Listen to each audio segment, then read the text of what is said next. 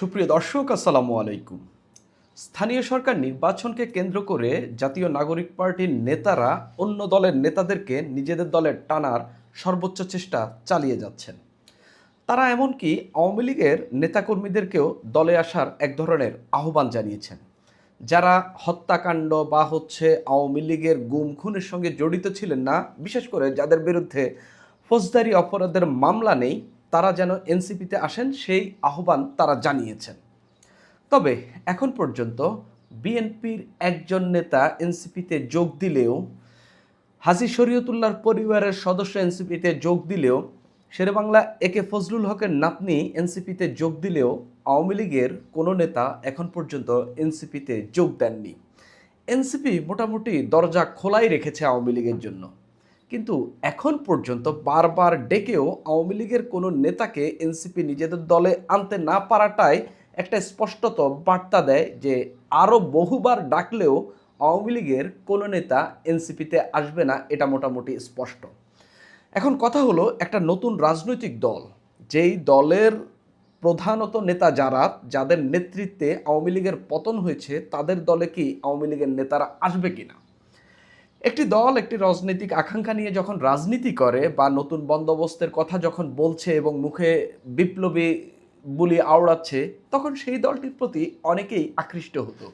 যেহেতু আওয়ামী লীগের রাজনীতি নিষিদ্ধ এবং আওয়ামী লীগ কবে ফিরবেন এবং আওয়ামী লীগের নেতারা এখন রাজনীতিতে ব্যাপক পরিমাণে কোণঠাসা এবং তারা মাঠে কোনো রাজনীতি করতে পারছেন না, এমনকি নিজের ঘরেও থাকতে পারছেন না, আত্মগোপনে থাকতে হচ্ছে, ঘরে ফিরলে গ্রেপ্তার হবেন, এরকম লোকেরা তো বা এরকম নেতারা তো এনসিপির মতো একটি দল যখন তাদের জন্য দরজা খোলা রাখবে, সেই দলে আসার কথাই ছিল।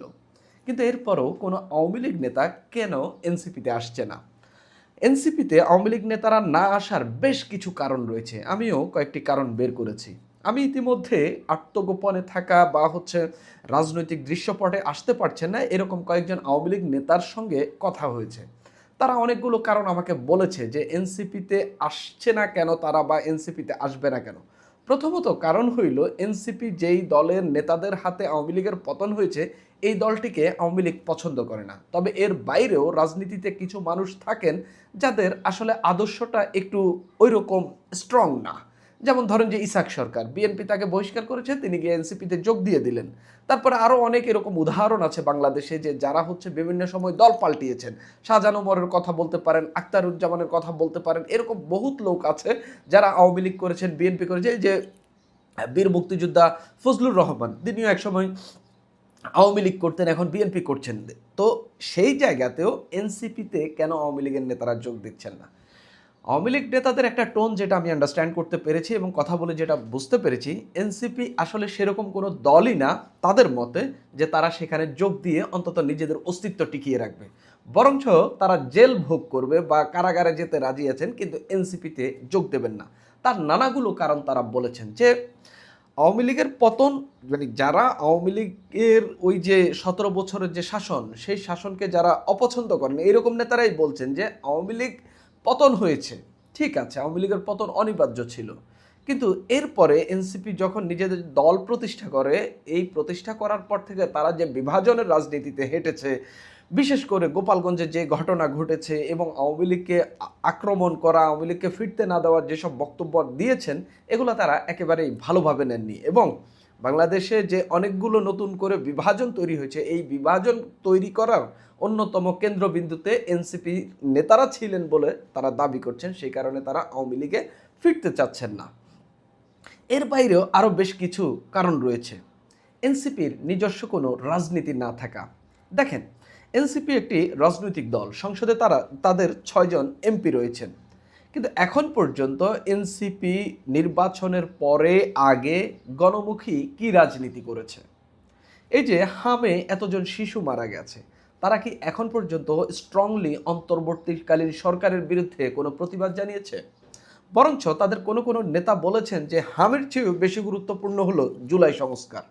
অথচ সমসাময়িকভাবে এখন এই সময়ে বাংলাদেশের মানুষের সবচেয়ে বড় উদ্বেগের জায়গাটি হলো হাম এবং বাংলাদেশের শিশুদেরকে রক্ষা করা। এটা একটা বিষয়।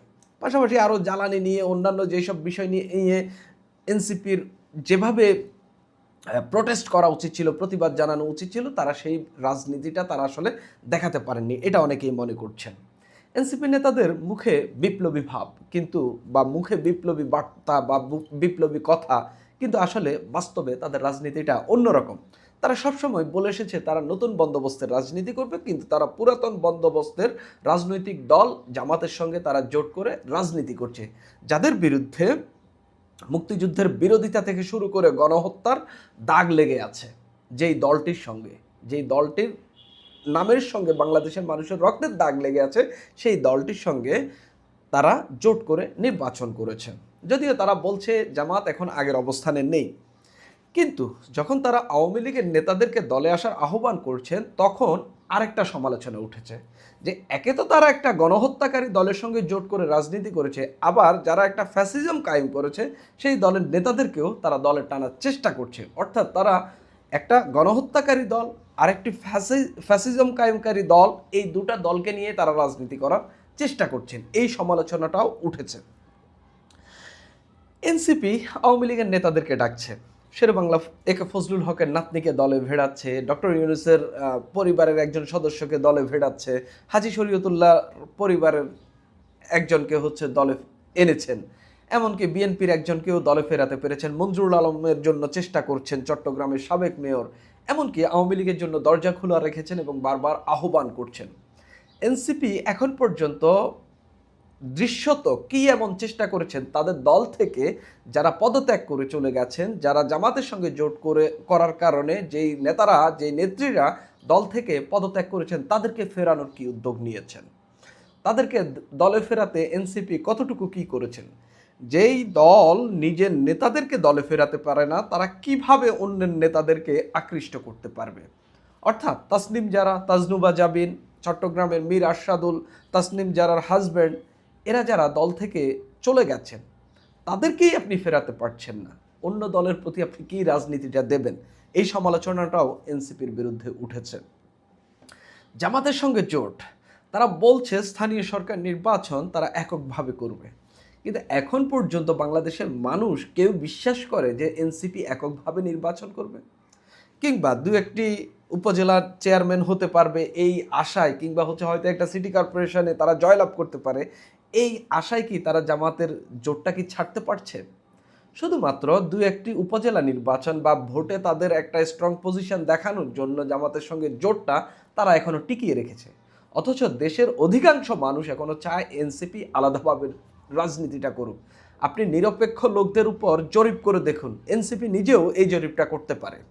আমি পরামর্শ দিয়ে রাখবো যে জামাত ছাড়লে আপনাদের লাভ হবে নাকি ক্ষতি হবে, এই জরিপটা আপনারা করে নেন এবং রাজনীতি নিরপেক্ষ ব্যক্তিদের কাছে গিয়ে আপনারা এই জরিপটা কইরেন দয়া করে। যদি আপনি জামাত শিবিরের নেতাকর্মীদের কাছে যান, আপনি রেজাল্ট ভিন্ন পাবেন। বিএনপির নেতাদের কাছে গেলে, আওয়ামী লীগের নেতাদের কাছে গেলে আপনি রেজাল্ট ভিন্ন পাবেন। আমি বলবো যে খুঁজে খুঁজে অন্তত 500 জন রাজনীতি নিরপেক্ষ লোককে খুঁজে বের করুন, তাদের মতামতটা আপনারা নিন। আমি স্পষ্টত আমি বিশ্বাস করি এই লোকগুলা বলবে এনসিপি জামাতের জোট ছাড়লে, এই যে কিছুদিন আগে তারা বলছিলেন যে অনেকেই তাদের দলে যোগ দিচ্ছেন, তাদের একটা বসন্ত চলছে, সেই বসন্ত আরও কয়েক গুণ বেড়ে যেতে পারে।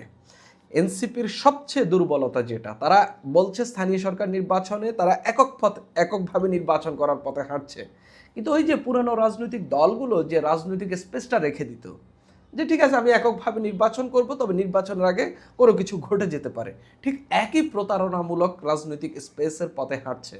এনসিপি শেষ পর্যন্ত আলাদা নির্বাচন করবে না। আমি মোটামুটি তাদের নেতাদের এখন পর্যন্ত যে টোন দেখা যাচ্ছে, তাদের সেই টোনে স্পষ্টত যে তারা এককভাবে নির্বাচন করবে না, তারা জামাতের সঙ্গে জোটবদ্ধ হয়েই নির্বাচন করবে এবং সেই নির্বাচনে তারা যে ভোট পায় সেগুলো নিজেদের ভোট হিসাবে দেখানোর চেষ্টা করবে এবং বলবে যে আমাদের মোটামুটি একটা স্ট্রং পজিশন তৈরি হয়েছে। কিন্তু মানুষ মনে করে, আমি মানুষের যে জনমত জানার চেষ্টা করেছি, এর মধ্যে একটা বিষয় স্পষ্ট হয়েছে যে এনসিপির যে অবস্থান, এই যে বর্তমান যে রাজনৈতিক অবস্থান, বিশেষ করে জামাতের সঙ্গে রাজনীতি করা এবং যে কোনো বিষয়ে একটা বিরোধী দল বা একটা অপোজিশন পার্টি হিসাবে তাদের যে যা করা দরকার তারা তার কোনোটাই করতে পারছে না, বরং তারা শুধু সারাদিন জুলাই সনদ, সংবিধান সংস্কার পরিষদ, এগুলো নিয়েই পড়ে রয়েছে। ওইগুলোর পাশাপাশি তাদের রাজনীতির একটা বেসমেন্ট হলো সেগুলো। সেগুলোর পাশাপাশি তারা মানুষের জন্য কথা বলবে, হাম আরও অন্যান্য যেসব বিষয় রয়েছে, এই যে বাজেট আসছে, বাজেটে কি কি হতে পারে এবং বাজেট রিলেটেড বেশ কিছু নিউজ ইতিমধ্যেই ছড়িয়েছে, কোন পণ্যের দাম বাড়তে পারে, তারা এগুলো নিয়ে খুব আহামরি বড়সড় প্রতিবাদ করছে না এবং দলীয়ভাবে কোনো অবস্থানের দিকে যাচ্ছে না। হাম নিয়ে তারা সেরকম কোনো কিছু, এবং ডক্টর মোহাম্মদ ইউনূসের সরকারকে যে এটাকে জবাবদিহিতার আওতায় আনা দরকার, এটা নিয়ে সরকারের উপর কোনো চাপ দিচ্ছে না, এবং হাম নিয়ে এই বর্তমান রানিং সরকারের যদি কোনো দুর্বলতা থেকে থাকে সেটা নিয়েও তারা খুব আহামরি কিছু বলছে না, বরঞ্চ তাদের কোনো কোনো নেতা বলছেন যে হামের চেয়ে তাদের কাছে গুরুত্বপূর্ণ হলো জুলাই সনদ। তো এটা আসলে বাংলাদেশের মানুষ বিরোধী দলকে সবসময় পছন্দ করে, কেননা তারা হচ্ছে গভর্নমেন্টে যারা থাকেন বা শাসক দল যারা থাকেন সেই দলটির বিপক্ষেই অবস্থান করতে চায়। সেই জায়গায় এনসিপির যে অবস্থান, সেই অবস্থানেও মানুষ আসলে এই দলটির পক্ষে অবস্থান নিতে পারছে না। আর একটা বড় সংখ্যক মানুষ তো হচ্ছে শুধুমাত্র মুক্তিযুদ্ধের বিরোধিতার কারণে এই জামাতের পক্ষে অবস্থান নিতে পারছে না। সুপ্রিয় দর্শক, এখন এই পর্যন্তই।